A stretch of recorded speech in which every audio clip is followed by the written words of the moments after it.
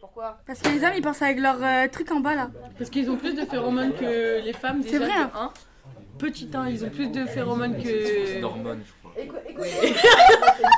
Mais par contre, les hommes, c'est clairement les...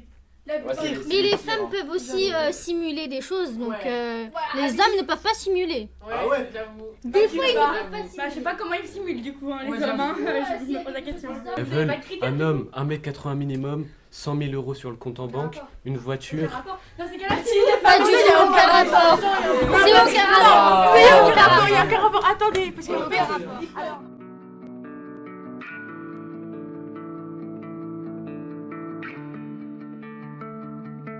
Salut, on est la prépa Avenir Jeune de Pont-de-Buis. Tu ne connais pas, moi c'est Pablo.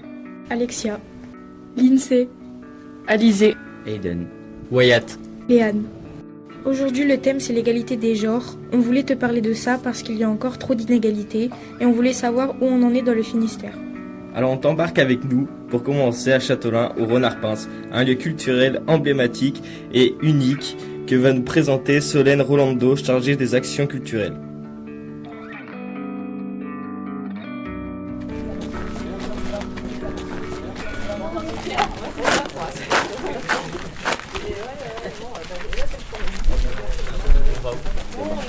C'est ça. Ce qu'on peut dire, c'est que là, on est dans la cour. On est dans la cour de Renard-Pince. Et en fait, Renard-Pince, avant, je le dis pour ceux qui ne le savent pas, c'était une ferme. Et donc, dans une ferme, il y avait toujours une cour où on pouvait passer des tracteurs, des animaux, où il y avait beaucoup de passages. Et donc là, la cour, on l'a investie pour le marché qui a lieu tous les mercredis après-midi de 16h à 19h. Et donc là, tous les producteurs que vous voyez sur leur stand, c'est des personnes qui sont, comme on l'a dit, qui sont producteurs, donc c'est-à-dire que c'est eux qui produisent ce qu'ils vendent. La salle sur la droite, je sais pas ce que c'est du coup. Alors la salle sur la droite qu'on voit, c'est une... On parle de longère aussi. Vous savez ce que c'est une longère? Pas du tout. Longère, c'est... on parle de bâtiments typiques en pierre. Donc c'est un bâtiment un peu tout en longueur. Ok. Et avant, il abritait des crèches à cochons. Donc c'était vraiment un bâtiment de ferme. Et il a été transformé en bar pour la partie qu'on voit. Alors la première porte même, c'est une cuisine qui nous sert, nous, pour l'équipe à déjeuner sur place, et on prépare aussi les repas des artistes. Et ensuite la deuxième porte que vous voyez avec la petite allée où on peut s'avancer, c'est le bar qui est ouvert, c'est le bar historique, on appelle ça, parce que c'est lui qui est ouvert l'automne et l'hiver. Et sinon, le bar déménage l'été, comme actuellement, c'est pour ça que tu trouvais que c'était nouveau, sous le hangar depuis 3 ans. En fait, depuis le Covid, parce que je ne sais pas si vous vous rappelez, mais pendant le Covid, on n'avait pas le droit de faire de concert à l'intérieur. Ouais. C'était dangereux. Et par contre, on avait le droit d'en faire dehors. Donc nous, on avait la vieille grange là qui était qu'on a remise aux normes. On s'est dit, comme on a le droit de faire des concerts dehors, on va faire des concerts sous le hangar. Le reste de la longère, donc plus sur la droite, c'est la salle de concert historique aussi, celle qui est ouverte depuis 1978 et qui accueille des concerts, une quarantaine de concerts par an. Et on peut accueillir jusqu'à 300 personnes dans cette salle.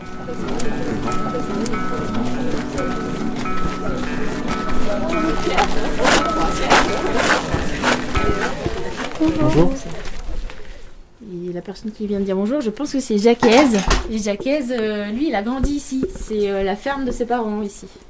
Et donc Jacquez, c'est le petit dernier de la famille Laridon. Qui cultivait avant les terres ici, qui travaillait sur cette ferme ici. Et lui, il a décidé, ensuite, quand ses parents ont décidé d'arrêter l'activité agricole, de faire un lieu de concert et de musique. Et donc, Jacques, il a tenu le bar ici pendant à peu près 40 ans, jusqu'à ce que le bar ensuite devienne associatif, que ce soit l'association qui rachète le fonds de commerce. Et Jacques, maintenant, il est en retraite depuis 3 ans. Voilà, mais il est toujours là, il a toujours sa maison à côté, on passera devant tout à l'heure. Ça va, c'est un peu... Est-ce qu'on pourrait pas avoir des enfants?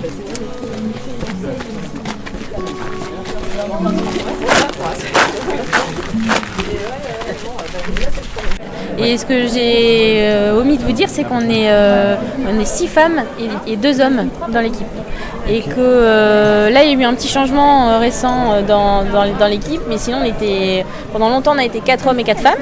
Ouais. donc une équipe paritaire. Et là, il y a plus de femmes que d'hommes, et donc c'est quand même assez rare que ça arrive, parce que c'est vrai que tout à l'heure on parlait d'inégalité, que dans les milieux des musiques, notamment des musiques actuelles, il y a souvent beaucoup d'hommes. Et donc là, nous, on a une directrice, c'est des femmes qui sont derrière le bar, là, Nina et Armel. Et c'est vrai quand on en parlait avec Steren, elle disait que c'était un milieu d'hommes aussi. On parle de barman, on dit moins barmaid ou barista. Et donc voilà. Vous avez retrouvé le chemin du hangar ? Ouais, merci beaucoup. C'est quoi là-bas? On peut aller voir si tu veux. Ouais, viens. On se promène partout. Est-ce qu'on interviewe des gens tout le temps ou pas? Oula. Vas-y, toi si tu veux. Ouais. On observe. En tout cas, c'est très joli. Il y a un grand jardin avec des cultures, les moutons à côté. Il y a aussi des fourmilières. Et puis les arbres, je trouve que ça dépayse un peu, parce que tu vois ça, c'est pas trop habituel en Bretagne. Ouais, de ouf. Excusez-moi, bonsoir. Bonsoir. On fait un petit micro-trottoir, est-ce que vous auriez le temps? Alors, c'est pour toi. Ouais. C'est porté sur l'égalité des genres. Ok. Attends, j'appelle un ami qui est très concerné par la question. Est-ce que vous pensez que l'égalité des genres est atteinte dans la société aujourd'hui? Non, je ne pense pas. Qu'est-ce qu'il faudrait changer, selon vous, pour améliorer les choses?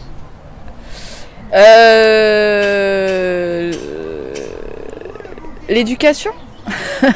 Donc au départ, en fait... Faut changer la société, quoi. Toute la société. Toute la société. Okay. Tout est à refaire. Ça va bientôt Tout changer. est à reconstruire. Est-ce que vous avez déjà été victime d'inégalités liées au genre, que ce soit dans la vie de tous les jours ou au travail Oui, comme toutes les femmes. Et vous pensez que c'est que pour les femmes ou il y a aussi Non, je pense que les inégalités existent pour les 10 minorités en tout cas, non, pas que pour les femmes. Ouais. Et du coup, qu'est-ce qu'il faudrait changer selon vous pour atteindre une meilleure égalité? Par exemple, peut-être dans les postes à responsabilité, que les femmes soient plus représentées. Rien que déjà dans le niveau politique, on voit bien qu'il y a une grosse majorité masculine et elle est pas. Enfin, ils sont écartés souvent, on voit sur les élections, sur quelque chose. Ok.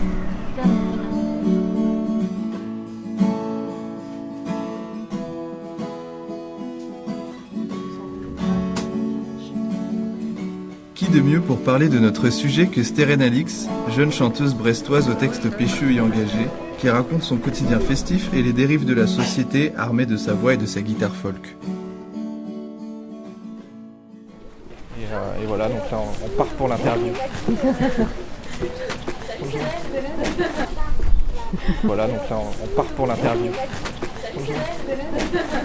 On vient de la rater. Je me présente Aurélie, qui est formatrice au centre de formation de Très bien. Il y a un groupe de jeunes qui est venu te voir à un concert et puis un peu avant on va te rencontrer. Bah ouais, trop bien, je suis ravie. Merci, c'est cool. Le projecteur, mais on voulait faire un interrogatoire de base. Donc la configuration un peu intimidante. Si quelqu'un a un flash. Est-ce que tu as été victime ou témoin d'inégalités liées au genre dans ce métier? Oui, c'est arrivé forcément.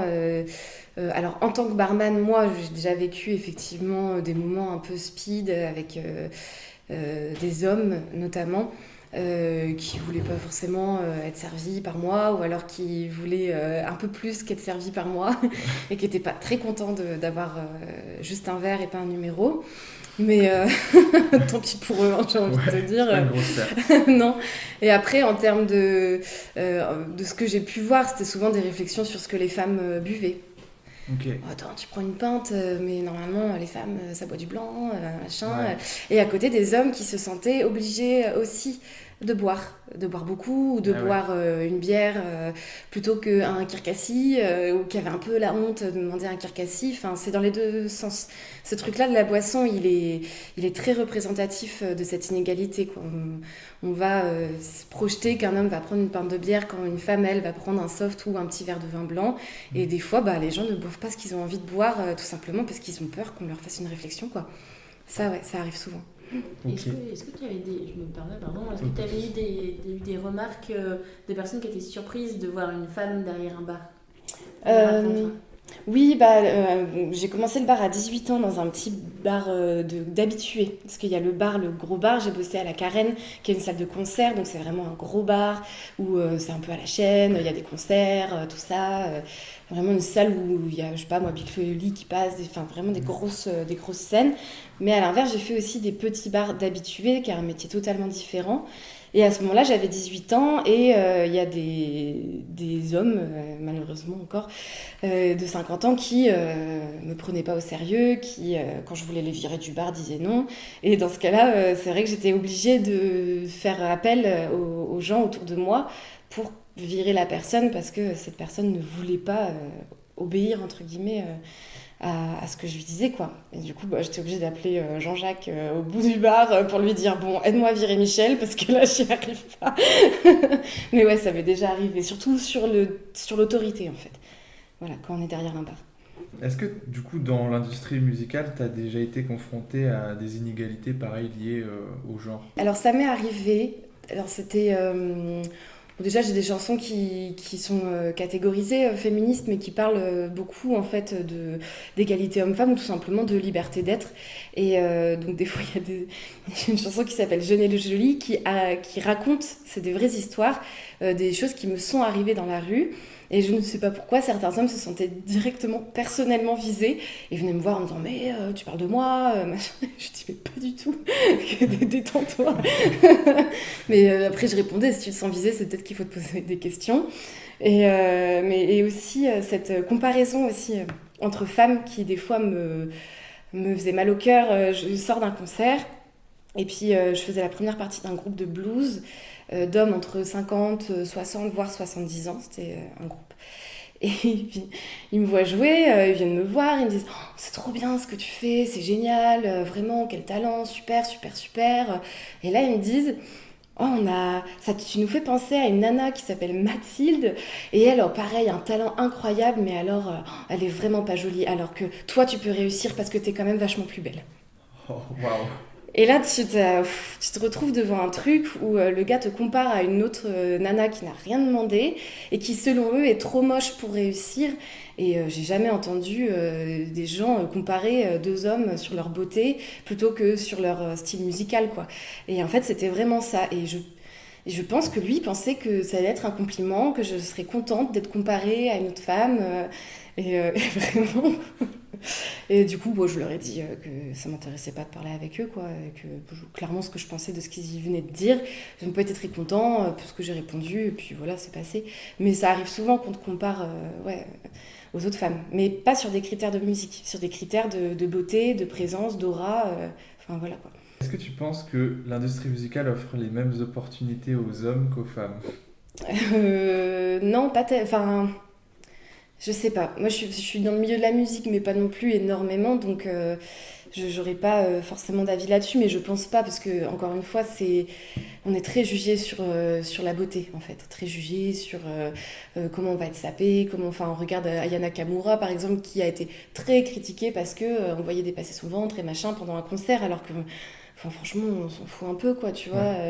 Donc, je pense qu'il y a vraiment ce pan-là qui est pas égalitaire, non. Okay. Si je peux me permettre de répondre, moi, je répondrais par un grand non aussi. C'est-à-dire qu'il n'y a pas du tout les mêmes opportunités pour les femmes que pour les hommes. Elles sont en effet beaucoup plus jugées. Elles s'autocensurent aussi, je pense. Et on voit, il y a plusieurs études qui ont été menées, qu'en fait, il y a plus de femmes qui pratiquent la musique, en tout cas qui enseignent la musique dans des écoles de musique, dans des conservatoires. Et il y a presque autant de filles que de garçons qui pratiquent la musique dans ces lieux-là. Et par contre, sur scène, on retrouve beaucoup moins de femmes. Donc c'est qu'à un moment donné, il s'est passé quelque chose pour que voilà, soit elles se sentent pas à la hauteur, soit elles ont été jugées, discriminées. Et on voit aujourd'hui dans les programmations, même si on fait des efforts, maintenant, heureusement, ça change. Il y a les lieux, les programmateurs, les programmatrices essaient de programmer plus de femmes sur scène, mais c'est encore aujourd'hui. Et j'ai vu une affiche de festival pour fin juillet à Quimper. Et il y avait, avec des groupes très connus, il n'y avait pas un seul groupe de femmes. Et ça m'a frappée. Et il faut que ça change. Il faut changer ça, les mentalités. Mais on voit que vraiment, il y a beaucoup moins d'opportunités pour les femmes dans le milieu de la musique. Ouais, dans le milieu du fest-noz aussi, ça c'est un truc de ouf.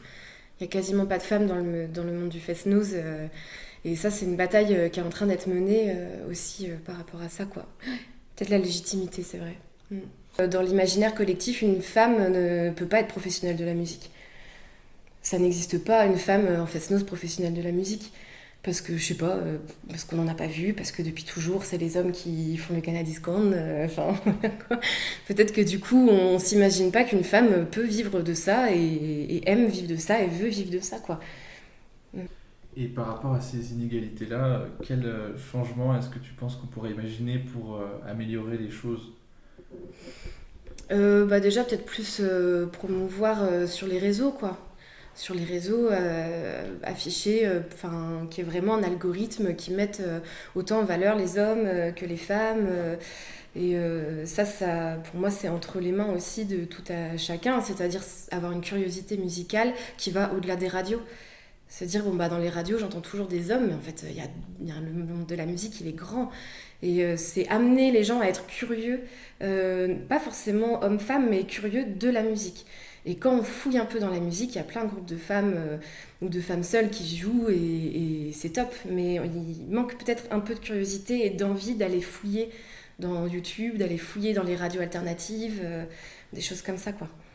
Les programmateurs sont souvent des programmateurs et le réseau, que ce soit dans les radios ou dans les salles, ils se font leur réseau souvent aussi en allant dans les concerts, en sortant, en tout ça, et la femme est beaucoup moins représentée dans le monde de la nuit, dans le monde des bars, et pour avoir fait ce métier-là, on voit souvent deux programmateurs qui restent discuter au bar parce qu'ils s'en foutent de rentrer à 3h du matin tout seuls. Et les femmes, elles vont pas rester forcément automatiquement traîner dans un milieu alcoolisé, de la nuit, et du coup peut-être aussi, même si on fait pas son réseau que par là, mais du coup aussi ne reste pas dans ces moments un peu clés qui sont un peu informels, mais c'est des moments clés quand même. Et c'est là qu'on rencontre des gens. Mais quand t'es une femme et que tu dois rentrer seule à 3h du mat, en fait tu restes pas traînée comme les hommes. Et du coup tu rencontres aussi moins de monde, je pense. Ok. Et du coup, est-ce qu'on a parlé niveau professionnel, mais est-ce que au quotidien, dans la vie de tous les jours, t'aurais pu être victime ou témoin d'inégalités comme ça liées au genre Oui, souvent, déjà dans la rue, ça c'est clair que sortir dans la rue, c'est plus une prise de risque pour les femmes que pour les hommes, ça c'est clair. Après, j'ai eu d'autres métiers aussi, j'ai été cariste pendant 3 ans en usine, c'est conduire des Fenwick, et il y a des patrons qui refusaient de me faire conduire ou qui exigeaient que je monte mon permis parce qu'ils n'y croyaient pas, quoi. Et qui me mettaient un peu de côté parce que c'est hors de question que ce soit une femme qui représente l'entreprise en conduisant un Fenwick, tu vois. C'est un peu bête, quoi. Ils ont peur qu'on leur vole leur taf, j'en sais rien. Mais ils sont un peu parano, quoi. Ouais. Mais en fait, cette question-là, on la pose souvent aux femmes, mais c'est tellement subtil que c'est hyper dur de répondre à cette question-là. Okay. C'est hyper dur de dire oui, à tel moment, tel jour, ou alors telle situation et tel machin. Non, parce qu'en fait, ça va être par des petits sourires, des petits regards un peu lubriques, ça va être par des petites phrases un peu comme mais bon, non, mais porte pas ça, t'es trop faible. Mais c'est des mini trucs qui sont inexplicables, et je pense que c'est pour ça aussi que la voix des femmes, elle est dure à faire porter, parce que c'est tellement intrinsèque que c'est trop dur à expliquer de A à Z, quoi. Faut le vivre, je pense, pour comprendre. Vraiment, c'est ça, quoi. Okay. On est pour la professionnalisation, pas l'attitude. Ici à Renaissance, on est pour la professionnalisation des artistes. On règle les cachets d'intermittence du spectacle. Vous nous aidez beaucoup si vous mettez un petit peu d'argent là-dedans pour soutenir cette démarche de professionnalisation. Ok.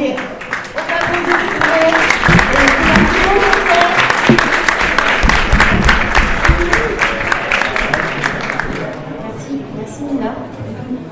Déjà, je voulais faire un grand salut au centre de formation de Pont-de-Buis, Initiative Formation, qui sont venus s'intéresser au renard pince et aussi à l'égalité homme-femme. Et c'est super d'avoir des gens curieux qui viennent s'intéresser à tout. Voilà.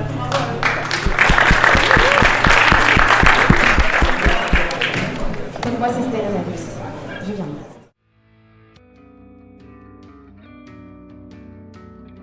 Pour la deuxième partie du podcast, on t'emmène au cœur d'un débat sur les stéréotypes entre la prépa avenir jeune de Pont-de-Buis et celle de Brest.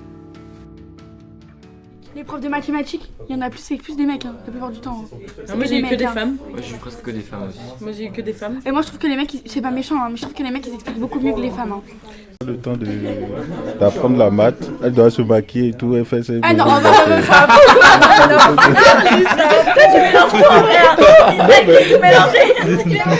elle n'a pas le temps d'apprendre les cours et tout. Tu nous parles de maquillage. C'est comme si on disait les hommes ils peuvent pas se concentrer sur les maths parce qu'ils jouent à la console. C'est mélangé. Non. Mais si, il y a un si. Voilà, les hommes sont plus... ils sont plus logiques, hein, parce que les femmes, elles se compliquent la vie. Donc, voilà. Non, les hommes sont plus logiques. Non, Plus logique de quoi? J'avais eu 2 profs de maths et c'était les meilleurs, elles expliquaient mieux. J'ai eu un prof de maths après en remplacement, il était nul, mais nul. Toi tu te caches. Moi oui, je me cache quand je pleure. C'est pas possible. Je me cache quand je pleure. Ça c'est un stéréotype qui est inné dans chacun des hommes à peu près. Hein, en général, les hommes ont plus de mal à pleurer devant une femme ou même devant un homme, c'est encore pire. Si, les hommes, ça pleure de nerfs, ça pleure parce qu'on l'a quitté, ça pleure de tristesse, ça pleure pour rien, ils sont hypersensibles, ça pleure parce qu'ils se sont cognés le petit doigt de pied, ou je sais pas moi, des trucs comme ça. C'est vraiment de pleurer car comme tu disais, un homme s'il pleure il sera considéré comme faible, sauf qu'un homme ne veut pas être considéré comme ça. Parce que les hommes, tout le monde pleure en fait. Mais les hommes, la plupart, c'est de se cacher, pleurer dans les toilettes, n'importe où, quoi. Être seul pour pleurer, pour se libérer et tout. Donc, tout le monde pleure. Les hommes aussi pleurent.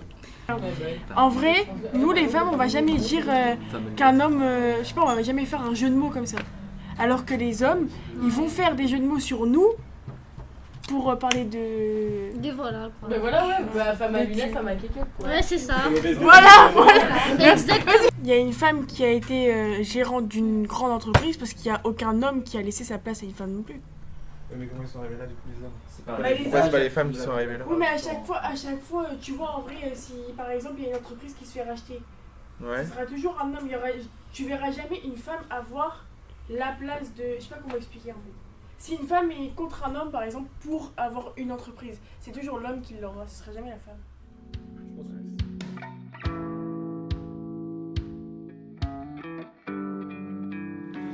De notre côté, après notre petite enquête, nous avons quelques idées pour faire bouger les mentalités. On pourrait intégrer dans le programme scolaire une thématique sur l'égalité homme-femme, par exemple. On pourrait mettre en place des sanctions ou amendes pour les entreprises qui ne réduisent pas les écarts salariaux. Dans le sport, on pourrait mettre autant en avant les hommes que les femmes, comme dans le foot par exemple. Il reste encore beaucoup de boulot pour faire bouger les choses, mais on y croit.